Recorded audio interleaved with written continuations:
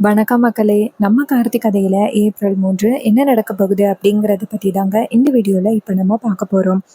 இந்த வீடியோவுக்கு மறக்காம லைக் பண்ணிக்கோங்க. நீங்க லைக் பண்றது தான் எங்களுக்கு அடுத்து வீடியோ போடுறதுக்கு ரொம்ப இன்ட்ரெஸ்டிங்கா இருக்கும். ஸோ மறக்காம லைக் பண்ணிட்டு இந்த வீடியோவை தொடர்ந்து பாருங்க.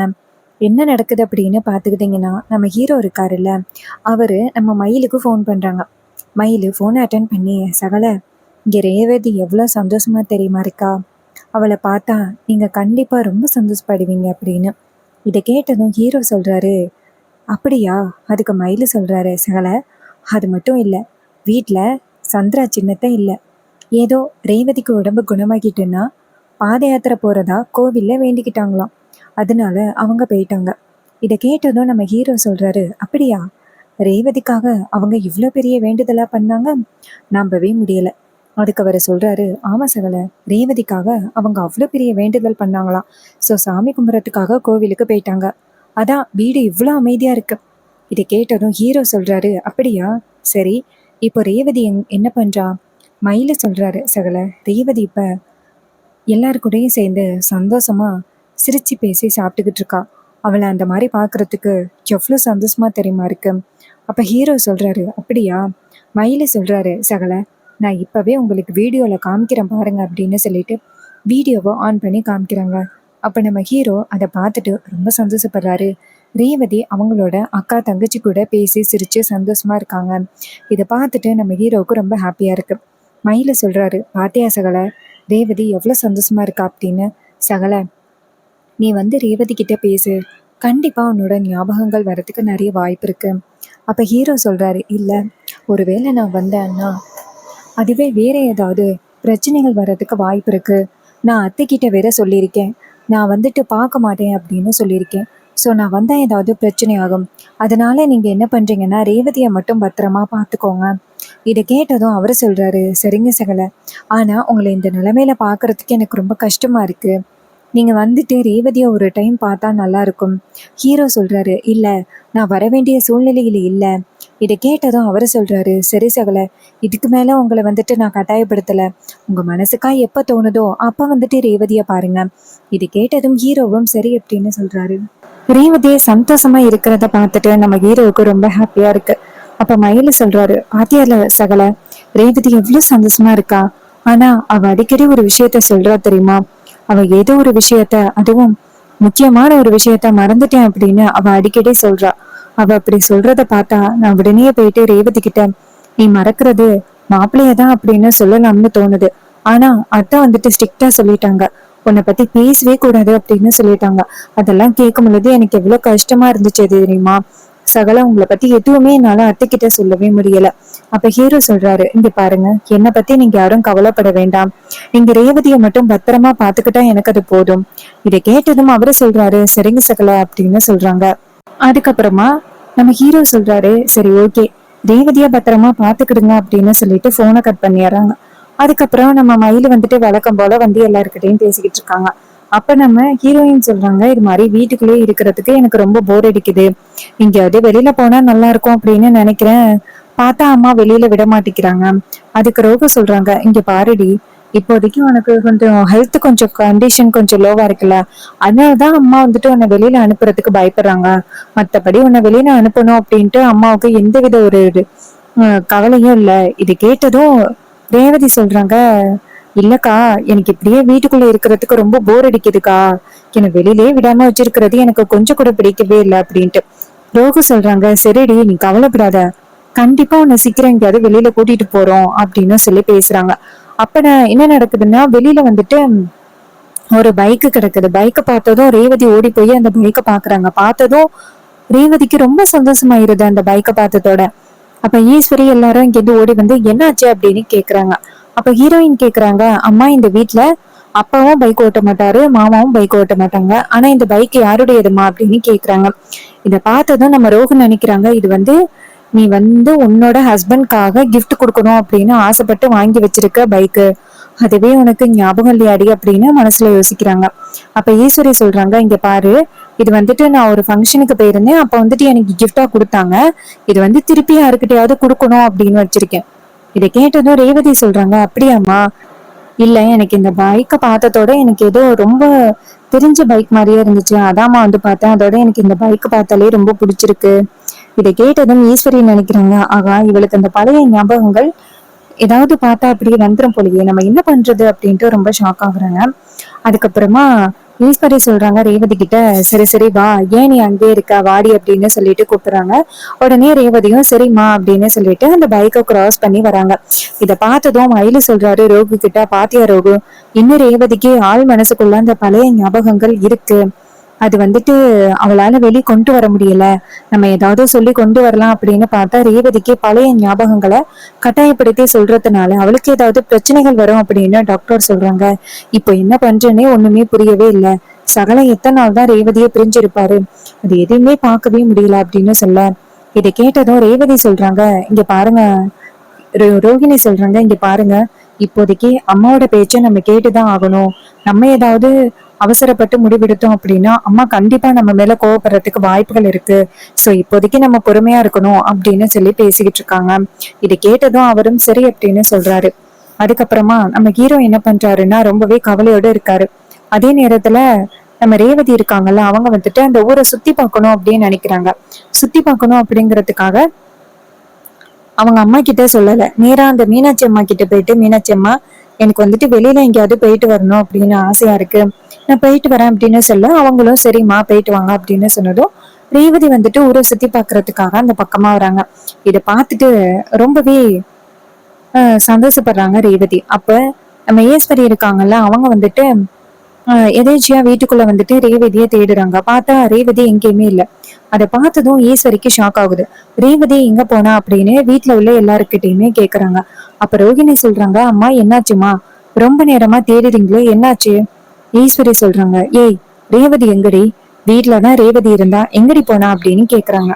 இது கேட்டதும் ரோகு எதிர்ச்சியாகி, அம்மா ரேவதி வீட்டுலதாம்மா இருந்தா, அவ எங்க போனா அப்படின்னு தெரியலையே. ஈஸ்வரி சொல்றாங்க, ஏய் அவளுக்கு பழைய ஞாபகங்களை கட்டாயப்படுத்தி வர மாதிரி எந்த விஷயமும் நடக்க கூடாது அப்படின்னு டாக்டர் சொல்லியிருக்காங்க.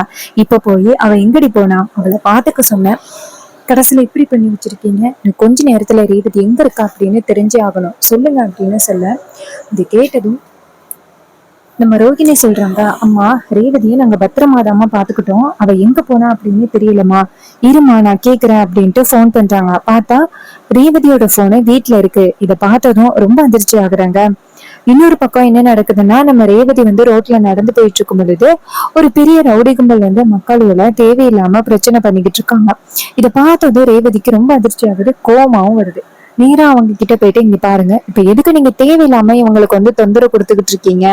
அதுக்கு அவங்க சொல்றாங்க, இங்க பாரு, உனக்கு இது தேவையில்லாத வேலை, மரியாதை கிளம்பு அப்படின்னு சொல்லிட்டு அங்க இருக்கிறவங்களுக்கு வந்து பிரச்சனை கொடுக்குறாங்க. இதை பார்த்துட்டு ரேவதி என்ன பண்றாங்கன்னா, இது சரிப்பட்டு வராது, நம்ம நேரா வந்து அதிகாரிங்க கிட்ட புகார் கொடுப்போம் அப்படின்னு நேரா அதிகாரிங்களை பார்த்து புகார் கொடுக்குறாங்க. அதிகாரிகளும் சரி அப்படிங்கிறாங்க. அப்புறமா ரேவதி நேரா அந்த இடத்துக்கு ஓடி வராங்க. ஓடி வந்துட்டு பாக்குறாங்க. பார்த்தா அந்த இடத்துல யாருமே இல்லை. அதை பார்த்ததும் அங்க உள்ளவங்களை பார்த்து, இங்க பாருங்க, இங்க இருந்த அந்த ரவுடி கும்பல் எங்க அப்படின்னு கேட்க, அவங்க சொல்றாங்க, அம்மா நீங்க வந்துட்டு அதிகாரிங்க கிட்ட புகார் கொடுக்கலாம் அப்படின்னு போனீங்க, ஆனா நாங்க எல்லாரும் சேர்ந்து எங்களோட குலசாமி கிட்ட சொன்னோம், அந்த சாமி வந்துட்டு எங்க எல்லா கஷ்டத்தையும் தீர்த்து வச்சிருச்சு, இனிமே அவனுங்க இந்த ஊரு பக்கம் கூட தலை வச்சு படுக்க மாட்டானுங்க.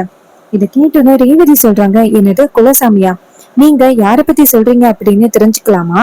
அதுக்கு அவங்க சொல்றாங்க, அம்மா இங்க வந்துட்டு கார்த்தி தம்பி அப்படின்னு ஒருத்தர் இருக்காரு, அவர் இந்த ஊருக்கே வந்துட்டு ரொம்ப பெரிய நல்லது பண்ணியிருக்காரு, அவராலதான் இன்னைக்கு நாங்க எல்லாருமே ரொம்ப நிம்மதியா இருக்கோம், அவர்தான் வந்துட்டு எங்க எல்லாரையுமே காப்பாத்துறாரு. இதை கேட்டதும் ரேவதி சொல்றாங்க, அப்படியா, அவரு யாரு? அதுக்கு அவங்க சொல்றாங்க, அம்மா அவரு வந்து ரொம்ப நல்லவருமா அப்படின்ட்டு. அப்ப நம்ம ஹீரோயினுக்கு குழப்பமாகுது, யார் அந்த கார்த்தி, எல்லாருமே அவரை பத்தி ரொம்ப பெருமையா சொல்றாங்களே அப்படின்னு அந்த பக்கமா வராங்க. பார்த்தா அங்க பெரிய அன்னதானம் நடந்துகிட்டு இருக்கு. அதை பார்த்ததும் நம்ம ரேவதி போயிட்டு, இது இங்க என்ன அன்னதானம் நடக்குது, இவங்க யாரு அப்படின்னு கேட்க, அதுக்கு அவங்க சொல்றாங்க, அம்மா இந்த அம்மா பேரு அபிராமிம்மா, அவங்களோட பையன் தான் கார்த்தி, அம்மா வந்துட்டு திடீர்னு இறந்துட்டாங்க, அவங்களுக்காக இந்த மாதிரி ஒரு அன்னதானத்தை பண்ணிருக்காரு, இந்த நினைவு இல்லத்தை எப்ப கட்டினாரோ அப்பையிலேருந்து இந்த இடத்துல அன்னதானம் நடந்துகிட்டே இருக்கு, ஒரு நாள் கூட நின்னதே கிடையாது, எங்களை மாதிரி ஒரு ஏழைகளுக்கு சாப்பாடு போடுறாரு அந்த கார்த்தி தம்பி. இது கேட்டதும் ரேவதிக்கு ரொம்ப அதிர்ச்சியா இருக்கு. எல்லாருமே கார்த்தின்னு சொல்லிக்கிட்டு இருக்காங்களே, யார் அவரு அப்படின்ட்டு. அப்போ ஒருத்தர் அந்த இடத்துல நிக்க நம்ம ரேவதி போயிட்டு அவர்கிட்ட, இங்க பாருங்க, எல்லாருமே வந்து கார்த்தி அப்படின்னு சொல்லிட்டு கார்த்திக் அப்படின்னு அவரை பத்தியே பேசிக்கிட்டு இருக்காங்க. எனக்கு அவரை பார்க்கணும் போல தோணுது, அவர் யார் அப்படின்னு காமிக்கிறீங்களா அப்படின்னு கேக்குறாங்க. இதை கேட்டதும் நம்ம அந்த மக்கள் சொல்றாங்க, அதுவும் நிக்கிறாரே அவருதான் அவரு அப்படின்னு சொன்னதும் ரேவதியும், அப்படியா, சரி நான் போய் பாக்குறேன் அப்படின்ட்டு இங்க இருந்து போறாங்க. போயிட்டு நேரா ஹீரோவோட தோள்பட்டையில கைய வச்சு கார்த்திக் அப்படின்னு கூப்பிட நம்ம ஹீரோ திரும்பி பாக்குறாரு. ஹீரோ வந்துட்டு ரேவதியை பார்த்ததும் அதிர்ச்சி ஆகுறாரு. ரேவதி என்ன நம்மளை தேடி வந்திருக்கா அப்படின்ட்டு. அப்ப ரேவதி என்ன பண்றாங்கன்னா, நேரா ஹீரோவை பார்த்து, இங்க பாரு, நீங்க வந்துட்டு இந்த ஊருக்காக நிறைய நல்லது பண்ணிருக்கீங்க அப்படின்னு நான் கேள்விப்பட்டேன். எனக்கு உங்களை பார்க்கணும், உங்களை பாராட்டணும் அப்படின்னு தோணுச்சு. அதனாலதான் உங்ககிட்ட வந்துட்டு கேட்டேன். அப்ப ஹீரோ சொல்றாரு, அப்படியா அப்படின்னு. அந்த இடத்துக்கு நம்ம ஈஸ்வரி வராங்க. ஈஸ்வரி எப்படி வராங்கன்னா, வீட்டுல ரேவதியை காணோம் அப்படின்னு தெரிஞ்சதோட நேரா அந்த இடத்துக்கு வராங்க. வந்து பார்த்தா ரேவதி வந்து ஹீரோ கிட்ட பேசிட்டு நிக்கிறத பார்த்துட்டு ஈஸ்வரிக்கு செம்ம ஷாக்கிங் ஆகுது. அப்ப ஈஸ்வரி வந்துட்டு ரேவதி அப்படின்னு சொல்லி கூப்பிட நம்ம ஹீரோயின் திரும்பி பாக்குறாங்க. பார்த்துட்டு, அம்மா, என்னம்மா நீங்க எங்க வந்திருக்கீங்க? ஈஸ்வரி கேக்குறாங்க, நீ இங்க என்ன பண்ற, என்னடி பண்றீங்க அப்படின்னு கேட்க, அதுக்கு ஹீரோயின் சொல்றாங்க, அம்மா, இவர் பேரு கார்த்தி, இவர் இந்த ஊருக்கு எவ்வளவு நல்லது தெரியுமா பண்ணிருக்காரு. நீங்க எப்படி இந்த ஊருக்கு எவ்வளவு நல்லது பண்ணிருக்கீங்க, அதே மாதிரி அவரும் இந்த ஊருக்கு நிறைய நல்லது பண்ணிருக்காருமா. ஈஸ்வரி சொல்றாங்க, அப்படியா ரேவதி, சரி வா வீட்டுக்கு போகலாம் அப்படின்னு. அப்ப ரேவதி சொல்றாங்க, சரிம்மா, இவருக்கு வந்துட்டு ஒரு பாராட்டி சொல்லலாம் அப்படின்னு நினைச்சுதான் வந்தேன். ஈஸ்வரி சொல்றாங்க, இங்க பாரு, இவரை பார்த்து பேசிட்டியல்ல, அவரு பாராட்டு பண்ணிட்டாருல, சரி வா போகலாம். இதை கேட்டதும் ரேவதியும், சரிம்மா வா போகலாம் அப்படின்ட்டு கிளம்புறாங்க. ஈஸ்வரி சொல்றாங்க, நீ போயிட்டு கார்ல ஏறு, நான் இவரை பார்த்து நானும் பாராட்டு பண்ணிட்டு வரேன். ரேவதியும் சரிம்மா அப்படின்னு சொல்ல, ஈஸ்வரி வந்துட்டு ரேவதி போனதோட நேரா ஹீரோவை பாக்குறாங்க. அப்ப ஈஸ்வரி சொல்றாங்க, அன்னைக்கு நீ என்கிட்ட என்ன சொன்ன, ரேவதிய வந்து தானே பார்க்க மாட்டேன் அப்படின்னு சொன்னியல்ல, இப்போ என்ன தைரியத்துல நீ ரேவதி கிட்ட பேசிக்கிட்டு இருக்க. ஹீரோ சொல்றாரு, இங்க பாருங்க, நான் ஒன்னும் ரேவதி கிட்ட வந்து பேசவே இல்லை, ரேவதி தான் வந்து என்கிட்ட பேசினா, அவளுக்கு நான் யாருன்னு தெரியல, அவளாதான் வந்து என்கிட்ட பேசினா. இதை கேட்டதும் ஈஸ்வரி சொல்றாங்க, இங்க பாரு, என் பொண்ணு கிட்ட பேசக்கூடாது அப்படின்னு நான் சொல்லியிருக்கேன், அது தெரிஞ்சும் நீ வந்து பேசுற அப்படின்னா உனக்கு எவ்வளவு தைரியம். ஹீரோ சொல்றாரு, இங்க பாருங்கட்ட, நான் ரேவதி கிட்ட பேசல, நீங்களா தப்பா புரிஞ்சுக்கிட்டதுக்கு நான் பொறுப்பாக முடியாது. இதை கேட்டதும் ஈஸ்வரி சொல்றாங்க, இங்க பாரு, என் பொண்ணு உன்னை வந்துட்டு தேவையில்லாம வந்து பாக்குறா, மறுபடியும் என் பொண்ணை நீ சந்திக்க கூடாது. ஹீரோ சொல்றாரு, அத்தை, நான் என்னைக்குமே வந்துட்டு உங்க பொண்ணை சந்திக்க மாட்டேன் அப்படின்னு சொல்ல, ஈஸ்வரி சொல்றாங்க, அதையும் நான் பாக்குறேன் அப்படின்னு சொல்லிட்டு அந்த இடத்துல இருந்து கிளம்புறாங்க. அப்ப நம்ம ஹீரோ நினைக்கிறாரு, ரேவதியா வந்து நம்மள பார்க்க வந்திருக்கா அப்படின்ட்டு. அதுக்கப்புறம் நம்ம ரேவதி அவங்க அம்மா கிட்ட, அம்மா, அவர்கிட்ட நல்லா பாராட்டி பேசுனீங்களாம்மா, அந்த மாதிரி யங்ஸ்டர்ஸை நீ உங்களை மாதிரி ஆளுதாம்மா வந்துட்டு மோட்டிவேட் பண்ணணும். அதுக்கு ஈஸ்வரி சொல்றாங்க, சரிடி நான் பாத்துக்கிறேன் அப்படின்னு. அப்ப ரேவதி சொல்றாங்க, எனக்கு என்னமோ அவரை ரொம்ப பர்சனலா பிடிச்சிருக்குமா. இதை கேட்டது ஈஸ்வரி செம்ம ஷாக் ஆகுறாங்க. ஆகா, இவ என்ன இது, அவனை பத்தி எதுவுமே தெரியாம அவன் பின்னாடி போறாளே, ஒருவேளை இவ ஆள் மனசுக்குள்ள அவனை பத்தி எதுவும் தெரிஞ்சிருக்குமோ அப்படின்னு ஈஸ்வரிக்கு பயங்கர குழப்பமா இருக்கு. சோ இந்த கதை உங்களுக்கு பிடிச்சிருந்துச்சுன்னா இந்த வீடியோவுக்கு மறக்காம லைக் பண்ணிக்கோங்க. நீங்க லைக் பண்றதுதான் எங்களுக்கு அடுத்து வீடியோ போடுறதுக்கு ரொம்ப இன்ட்ரெஸ்டிங்கா இருக்கும். ஸோ மறக்காம லைக் பண்ணிட்டு இந்த வீடியோவை நீங்க தொடர்ந்து பாருங்க. நம்ம கிட்ட ஹேர் கிளிப்ஸ் அண்ட் அக்சசரிஸ் வந்துட்டு அவைலபிளா இருக்கு அப்படின்னு உங்களுக்கு தெரியும். நம்ம கிட்ட வாட்ஸ்அப் நம்பர் கூட இருக்கு. அந்த வாட்ஸ்அப் நம்பர்ல வந்து நீங்க ஆர்டர் பிளேஸ் பண்ணலாம். என்னென்ன கிளிப்ஸ் இருக்கு அப்படின்னு பாத்துக்கிட்டீங்கன்னா, 5 petal flower clip, daisy clips and எல்லாருக்கும் ரொம்ப பிடிச்ச டிரான்ஸ்பரண்ட் ஃபிளவர் கிளிப் அப்படின்னு டிஃப்ரெண்ட் டிசைன்ஸ் அண்ட் டிஃப்ரெண்ட் கலர்ஸ்ல நம்ம கிட்ட வெரைட்டி கிளிப்ஸ் வந்து அவைலபிளா இருக்கு. வீட்ல இருந்தே பிசினஸ் பண்றீங்க அப்படின்னா ஜஸ்ட் 499க்கு ஒரு சூப்பரான காம்போ ஆஃபர் இருக்கு. இந்த காம்போ ஆஃபரை நீங்க மிஸ் பண்ணக்கூடாது அப்படின்னு நினைச்சீங்கன்னா சீக்கிரம் ஆர்டர் பிளேஸ் பண்ணிக்கோங்க.